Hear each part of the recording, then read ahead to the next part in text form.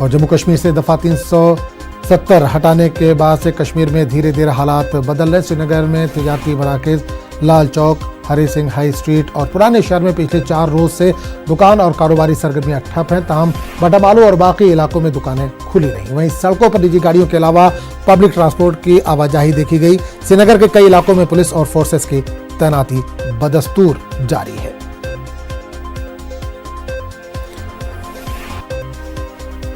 और इस पूरे मामले पर बात करने के लिए हम सीधे रुक करेंगे श्रीनगर, जहां समा नुमाइंदे सनम तसद्दुक इस वक्त जुड़े।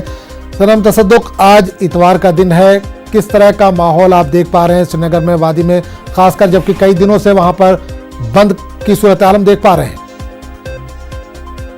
जी बिल्कुल आज़म, अगर हम बात करें जो पिछले 4 दिन से जो मेन बिजनेस सेंटर्स यहाँ पे है वो बंद है, चाहे वो अभी आप लाल चौक के विजुअल्स देख रहे हैं या फिर हरी सिंह हाई स्ट्रीट है या फिर पुराना शहर की अगर हम बात करें तो पूरी तरह से जो कारोबारी सरगर्मियाँ हैं वो ठप होकर रह गई है। और वहीं अगर हम बात करें जो सड़कों पे गाड़ियों की आवाजाही है वो देखी जा रही है, हालांकि पिछले दिनों के मुकाबले में कम है जैसे, लेकिन वहीं अगर हम बात करें जो यहाँ पे जो बाकी इलाके हैं, जो आसपास के इलाके हैं, वहाँ पे दुकानें सुबह से ही खुली रही और लोग जो खरीदारी करते नज़र आए। और वहीं यहाँ पे अगर हम बात करें जो राज्यसभा में होम मिनिस्टर ने जो स्पीच दी थी उसके बाद अचानक यहाँ पे हालात फिर से बदल गए और यहाँ पे जगह जगह पे पोस्टर्स चस्पान किए गए जिसमें लोगों को जो ये फैसला लिया गया है इसके खिलाफ जो एहतिजाज और जो बंद रखने के लिए कहा गया है। और वहीं अगर हम बात करें जो यहाँ पे यशवंत सिन्हा के अगुवाई में एक जो